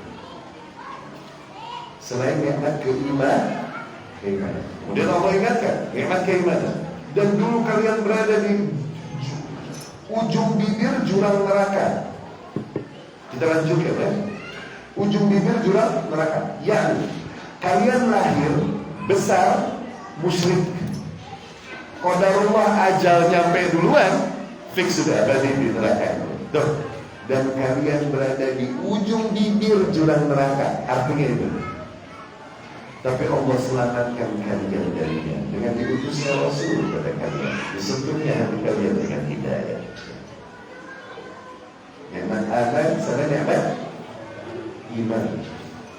Kenapa nikmat aman disebutkan duluan sebelum nikmat iman? Kenapa? Karena nikmat aman, kenikmatan yang bisa dirasakan oleh semua makhluk, mau kafir mau mukmin. Mana? Tapi nikmat iman ini nikmat yang spesial, hanya untuk orang-orang yang memang beriman kepada Allah dan Rasulullah Sallallahu Alaihi Wasallam. Ya, jadi ketika dibilang siratal ladzina an'amta alaihim, jalan orang-orang yang kau limpahkan nikmat ke atas mereka. Dari semua generasi, dari semua kaum, yang paling layak diberikan gelar an'amta alaihim siapa? Salafus saleh radhiyallahu anhu. Rasul bersama generasinya sallallahu alaihi wasallam radhiyallahu anhu. Ya. Dan sifat jalan ini, jalan yang dibawakan Rasul dan para sahabat, memiliki sifat yang kental. Warna yang benar-benar kental yang membedakan dari jalan-jalan yang lain. Di antaranya warna tersebut adalah betapa jalan tersebut adalah jalan yang di tengah, jalan yang sangat proporsional, jalan yang sangat hikmah di tengah. Enggak ke kutub kanan, enggak ke kutub kiri. Ghairil maghdubi alaihim wala dhalin. Demikian Islam di antara syariat-syariat lain, dan demikian Ahlus Sunnah di antara firqah-firqah yang lain. Ini yang akan kita bahas nanti di pertemuan terakhir. Proporsionalitas syariat Islam di kajian kita terakhir insyaallah tentang proporsionalitas syariat Islam. Ya, tapi semoga materi yang disampaikan bisa dipahami. Semoga nggak terlalu berat juga. Ya, apabila ada yang mau ditanyakan dari materi itu atau di luar hal itu, silakan.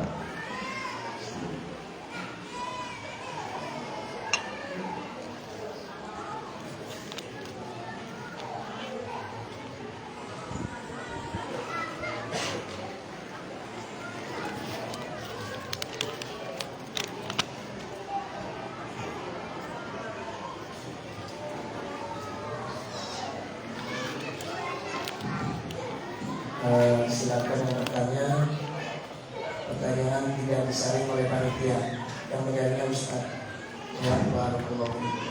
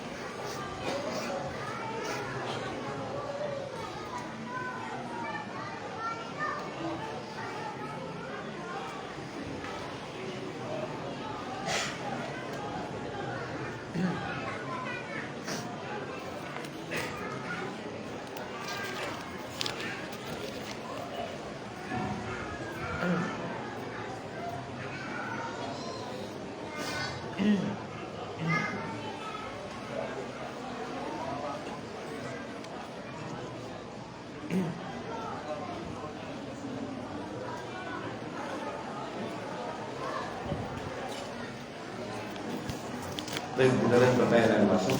Bismillah. Haruskah menyebutkan kebaikan-kebaikan ketika kita membantah orang yang menyimpang atau tergelincir dari pemahaman salaf?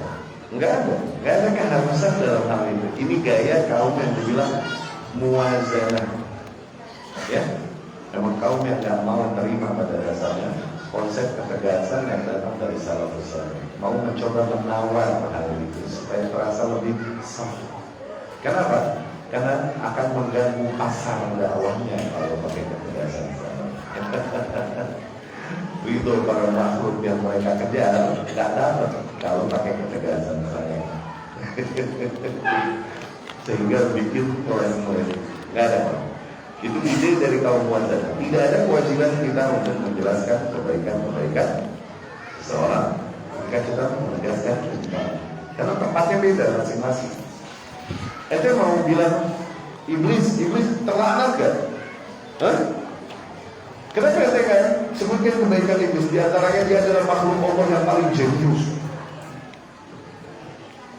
Iya kan? Kenapa ente kan sanjung iblis sebelum bilang kau terlaknat? Nah, ini kaidah syubhat kaum Mu'tazilah dibuat oleh Abu Hasan al-Ash'ari. Abu Hasan al-Ash'ari dan lain-lain yang membawakan ide ini masuk ke barisan Ahlus Sunnah. Muhammad Surur dalam ini ya, Sururiyah juga demikian.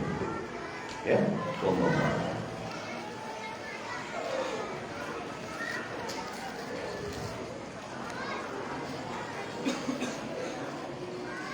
Anda mau tanya, kenapa jika kita tidak meminta kepada Ar-Rahim, maka Allah akan murka? Karena ketika kita tidak meminta kepada Allah, kita beriman. Allah punya rahmat yang spesial untuk kita. Dan ketika kita tidak meminta kepadanya, entah kita syirik, entah kita takabur. Kita tidak meminta kepadanya, berarti kita minta kepada hal lain selainnya, syirik. Entah kita mengandalkan kemampuan diri kita sendiri dan gak mau berdoa kepada takabur. Ya? Apa hukumnya mendoakan keburukan kepada pemerintah? Gak boleh. Mendoakan keburukan kepada pemerintah itu diantara ciri besar Khawarij. Diantara ciri besar Khawarij. Kita dianjurkan sabar menghadapi kezaliman, karena nggak boleh mendoakan keburukan kepada pemerintah. Imam Ahmad bin Hanbal menghadapi penguasa yang parah zalimnya, memaksakan kepada kekufuran, tapi tetap dia memanggilnya dia tetap. Demikian Ibnu Taimiyah rahimahullah mengalami masa penguasa yang meyakini wahdatul wujud, syirik. Tapi kita mendoakan kebaikan kepada penguasa.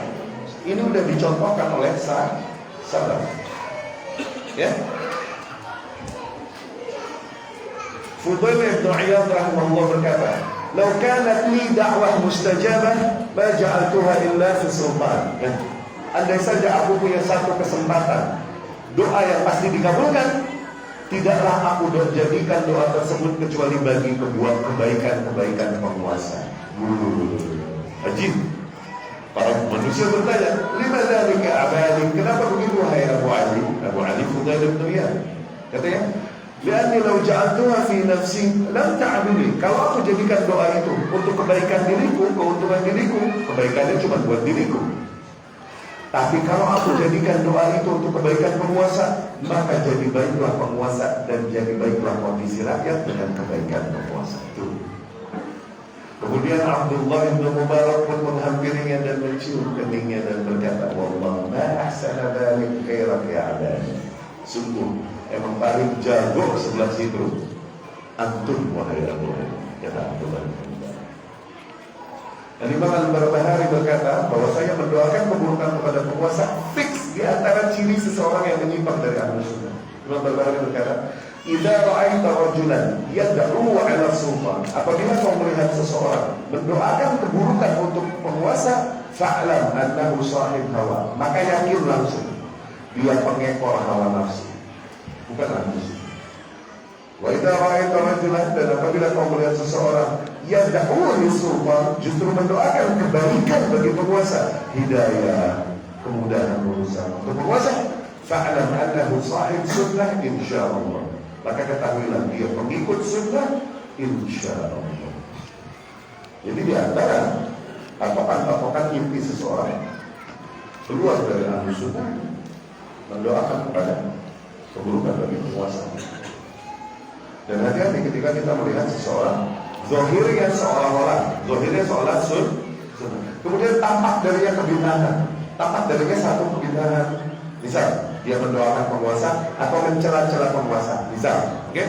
Kasus-kasus demikian jangan bikin kita kendor nih. Salah, ini berpesan sama beginian. Apa kasus beginian? Banyak tuntunan salah.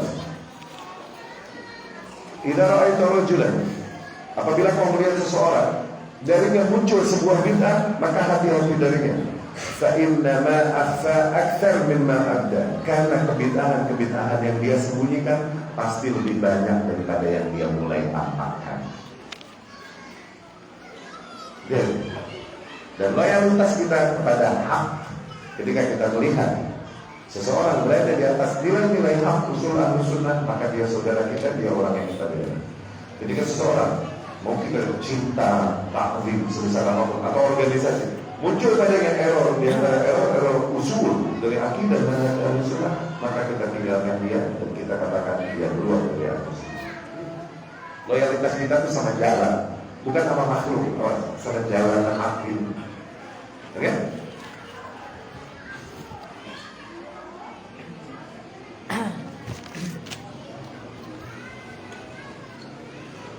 Fenomena yang ada, yayasan satu dengan yang lain, majelis satu dengan majelis yang lain, padahal masih satu manhaj. Sebagian ikhwan anti dengan yayasan satu dengan yang lain, dan majelis satu dengan majelis yang lain. Apakah ini keluar dari makna al-jamaah? Jazakumullah khair. Permasalahannya adalah banyak orang yang mengaku di atas salaf, tapi hakikatnya enggak. Permasalahannya itu. Banyak orang yang mengaku bahwa mereka di atas salaf, bahkan menjual nama para ulama, mendatangkan ulama-ulama Ahlussunnah lalu yayasan, sehingga kita mengira, oh dia salaf. Padahal enggak. Permasalahannya itu. Dari mana kita menghubunginya? Dari pelanggaran poin-poin usul tadi. Ingat gak? Bermanis-manis atau sanjungan pembelaannya atau duduk barengnya dengan ahli-ahli bid'ah. Itu yang membuat orang keluar dari Ahlussunnah. Intinya yang belum paham kapan menilai sebuah kelompok atau seseorang dia Ahlussunnah atau bukan. Intinya yang belum paham masih keder, akhirnya batal. Lihat ini batal. Dia pertanyaan orang yang batal dan pusing. Karena dia tidak punya kaidah untuk memahami dengan baik. Terus belajar, mohon petunjuk kepada Allah Subhanahu wa ta'ala. Bagaimana hukum seseorang berada pada acara yang di situ diadakan acara kuda kepang?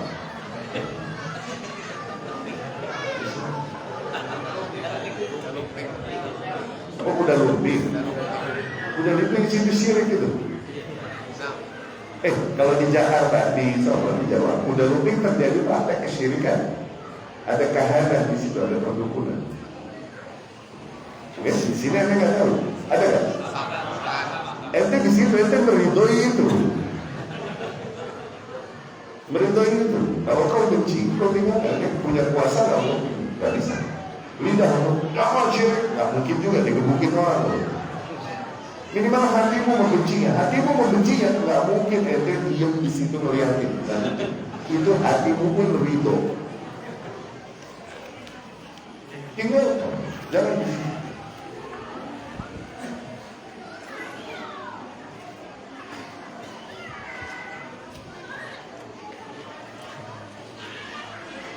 Motivasi kepada kami para penuntut ilmu agar terus semangat belajar dan hal apa saja yang membuat antum suatu bersemangat dalam belajar.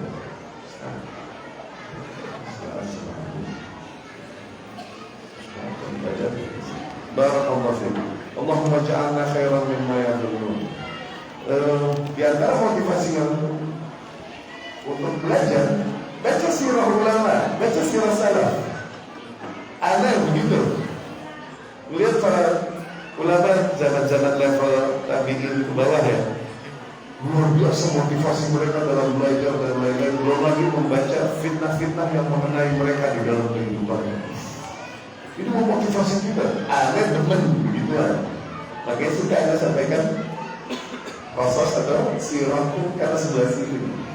Karena buat Anda itu sangat memotivasi.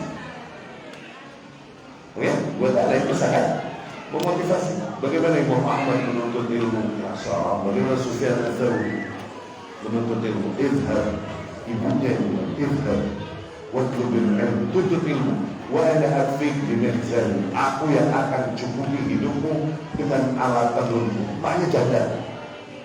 Dia nafkahi anak. Dia suruh anaknya, pergi kau, tuntut ilmu. Aku akan mencukupimu. Aku akan mencukupimu dengan alat tenunku. Tukang jahit. Oh, biasa. Imam Syafi'i rahimahullah dididik oleh ibunya dengan zaman. Ya, demikian yang baca motivasi banget. Buat anak itu baca sirah salam dalam menuntut ilmu. Itu yang bikin ada semangat. Wallahu a'lam. Hadis doif, akan tetapi para imam salaf tetap memakai hadis yang doif. Apakah kita juga diharuskan memakai hadis doif tersebut? Begini, salaf dulu suka pakai hadis doif yang mereka hukumi doif, tapi mereka masih berhujjah dengannya. Oke? Iya kan? Jadi dulu gitu. Hadis itu antara dua, antara makbul sama mardud, diterima sama ditolak. Ini yang dibilang sahih doif. Ya? Tapi pas zamannya Imam Tirmidzi suka lihat rahimahullah, kok ini guru-guruku, ya? Katanya doif, tapi masih suka dipakai. Ya? Ternyata doif yang kadang mereka masih gunakan untuk hujah, bukan doif sembarang doif juga, tapi doif yang fihi syai'un minal quwwah, yang masih ada kadar kekuatannya. Ya? Dari situlah doif yang masih ada kadar kekuatannya ini, terutama dari banyaknya jalur. Okay? Al-Imam At-Tirmidzi bikin istilah baru, dibilang Hasan. Hasan. Jadi hadis yang dipakai para imam-imam terdahulu itu doif, tapi masih dipakai imam-imam terdahulu, biasanya beredar hukumnya di sekitar Hasan, nggak sampai doif banget. Ya, itu satu. Kemudian ada gaya memang penguatan hadis yang berbeda antara ahli fikih sama ahli hadis. Ada gaya penguatan hadis yang berbeda antara ahli fikih sama ahli hadis. Contoh, hadis tentang sholat tarawih 23 rakaat. Iya kan? Umar memerintahkan Ubay bin Ka'ab mengimami manusia sholat 23 rakaat, gitu kan? Tarawih, iya kan? Secara hadis ya lemah. Tabi'in yang meriwayatkan dari Umar nggak ketemu Umar, jadi ada missing link, munqati', terputus. Hadis doif boleh diamalkan nggak? Pada dasarnya enggak. Ini kata para ahli hadis. Tapi kalau kita melihat dengan mindset ahli fikih, nggak begitu. Imam Sufyan Ats-Tsauri, Imam Syafi'i rahimahullah dan lain-lain, mereka berkata, adrakna nas, kami bertemu dengan para generasi sebelum kami di Mekah, di Madinah. Mereka semua menjalankan sholat 23 rakaat. Berjalan ini. Jadi kalaupun mungkin secara hadis dhaif, tapi secara praktek masih diamalkan. Kenapa? Ada bukti dipraktekkan manusia dari zaman ke zaman. Paham? Jadilah itu sunnah. Itu bedanya sunnah sama hadis itu. Sunnah mesti ada keterangan, itu dipraktekkan nggak dari zaman ke zaman. Kalau itu sesuatu yang tidak dipraktekkan dari zaman ke zaman, mau hadisnya sahih lagi, ya? Jadi bukan sunnah. Tapi hadisnya dhaif, tapi dipraktekin dari zaman ke zaman, jadinya sunnah. Contohnya kasus tarawih ini 23 rakaat. Ada bagian hadis yang sahih di level sahih tertinggi, tapi nggak termasuk sunnah, nggak jadi sunnah. Mau? Jadi diriwayat Imam Bukhari rahimahullah dan Muslim rahimahullah. Kalau udah Bukhari Muslim, begitu tuh riwayat yang lain. Apa? Bukhari Muslim. Dari Abu Hurairah radhiyallahu anhu, Rasul melewati sebuah kuburan. Oke? Dan Rasul bilang, oh innahuma la yu'adzaban. Ada dua kuburan. Rasul bilang ini lagi diazab di kubur. Yang satu karena la yastanzih minal baul, enggak bersih kalau kencing. Yang satu karena suka sebarin hoax, namimah, adu domba. Ya? Rasul mengambil dahan yang masih ada daun-daun segar, ditaruh di atas. Rasul berkata, la'allaha an tukhaffif anhuma ma lam yaibasa. Semoga daun-daun segar ini meringankan azab mereka selama belum kering. Hadisnya sahih enggak? Sahih ya? Ya. Kita menemui sebuah kaum yang nyekar. Tahu nggak lo nyekar? Nyekar, jangan bid'ah. Siapa bilang bid'ah? Orang ada dalilnya? Ada dalilnya? Iya. Nih, riwayat Bukhari dan Muslim dari Abu Hurairah. Tuh, Rasulullah bilang, nah, kalah kan? Kalau dalil artinya ayat diterjemahin, hadis diterjemahin, kalah aja. Yang dibilang dalil sepakat dengan cara memahami salaf dan cara mempraktekkan salaf, baru dibilang dalil. Kita ahlu sunnah nggak kena syubhat begitu. Kita bilang tahu dulu. Apakah Rasul ketika melakukan itu memaksudkan itu untuk menjadi sunnah yang berjalan pada para kaumnya? Lihat sahabat, mereka kalau ketemu kuburan nyekar nggak? No, laukana khairan. Nah, dapat gak? Jadi kalaupun hadis itu sahih, tidak dimaksudkan paham? Ini spesialisasi Rasul aja, sallallahu. Buktinya Abu Bakar, Umar. Ada nggak cerita para sahabat kalau ketemu kuburan dicari daun, ditaruh situ? Ada nggak? Kalau maksud Rasul adalah ajaran supaya diikuti, sahabat duluan begitu. Itu salafi, Dalil dan sembarang dalil sepakat dengan cara memahami dan cara mempraktekkan yang benar. Baik. Ya kita bilang tahu-tahuan itu, so tahu. Rasul tahu itu lagi diazab, makanya sedang taruh. Dan sekarang kita kenapa taruh sini? Tahu-tahuan loh. Aja tahu yang goib aja kayak Rasul.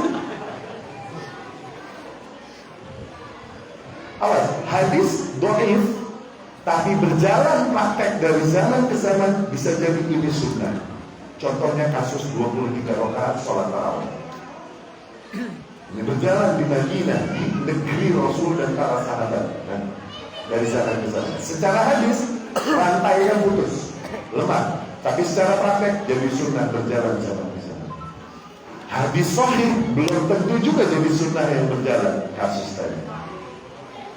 Faham? Ini Imam Syekh Muhammad bin Umar Basmul bikin kajian ini ajib, judulnya Taqwiyatul Ahadits Bainal Fuqaha wal Muhadditsin. Gaya penguatan hadis antara para ahli fikih sama para ahli hadis. Ajib ini ranah keilmuan yang seru juga sebelah sini. Ya?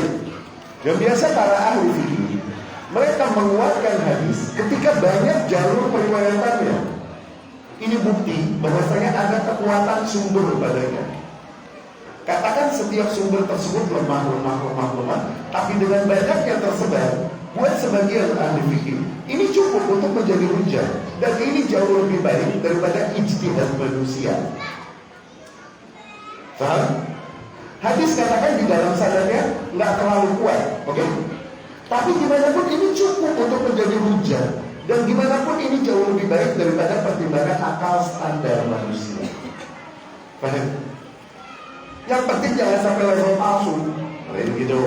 Kata ahli fikih, ahli hadis emang harus disiplin, harus garam. Pokoknya sohi, toin.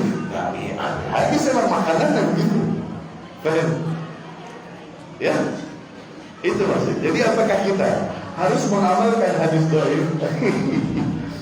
Apabila hadis dhaif tersebut maksudnya adalah hasan, maka amalkan, nggak apa-apa. Dan apabila hadis dhaif tersebut ada hadis yang lebih sahih bertentangan dengannya, maka jangan amalkan. Apabila hadis dhaif tersebut adalah petunjuk satu-satunya, maka wallahu a'lam boleh dilakukan selama tidak sampai level dhaif yang harus kita tolak. Dhaifnya masih memiliki banyak jalur, masih memiliki kekuatan. Itu jawabannya begitu. Ya, ini kenapa banyak amat ke kertas? Nggak bisa dulu. Ini udah. Udah. Aduh, capek.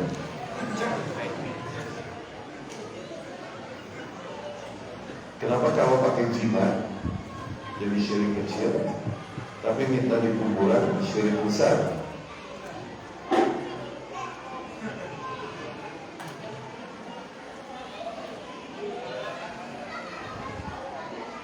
Anda lupa apa? Anda nggak bisa jawab. Pernah bahas hal ini, cuma sekarang Anda lupa apa?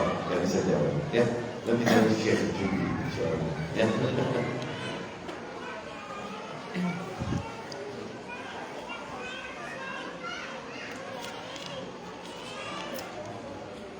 Udah.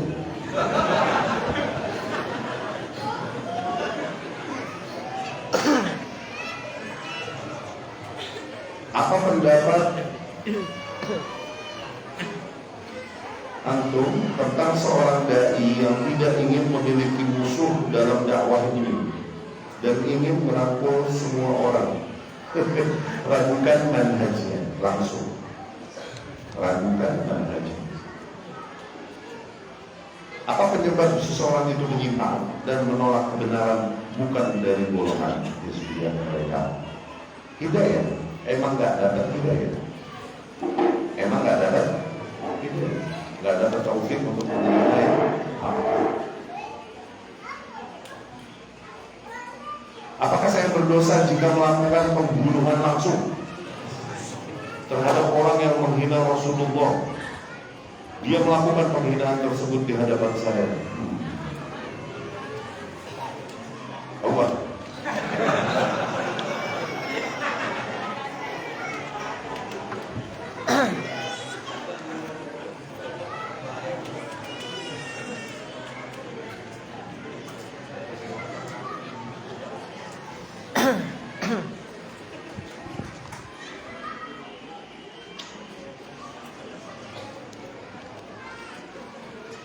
Mana tulisannya pada pakai hieroglif. Al-Fatihah terbagi menjadi dua. Apa saja Ustaz? Tidur.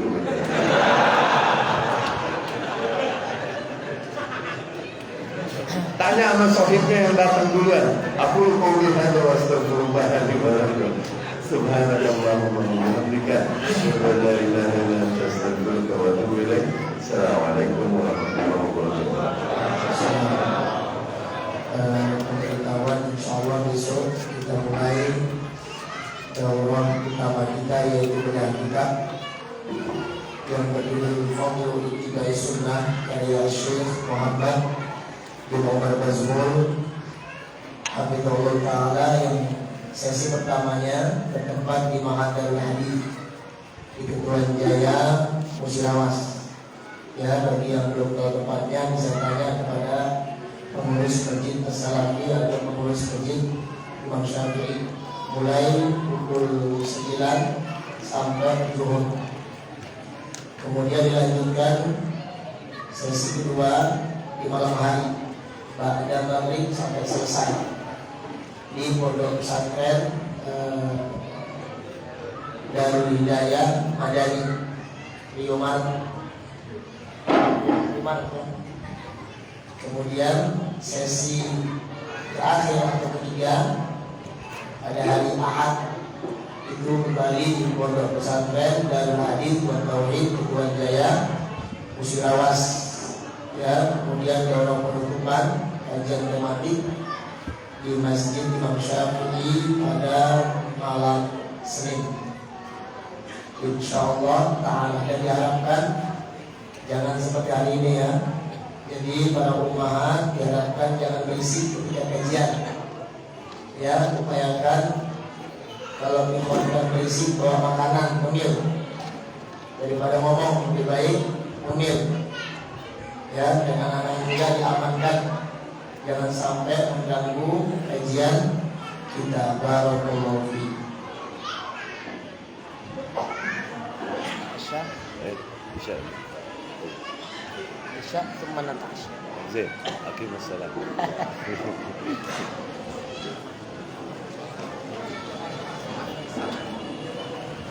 Tidur. Belum sholat kita sih, Pak. Ini. Tapi itu HP. Iya. Udah, ini masalah.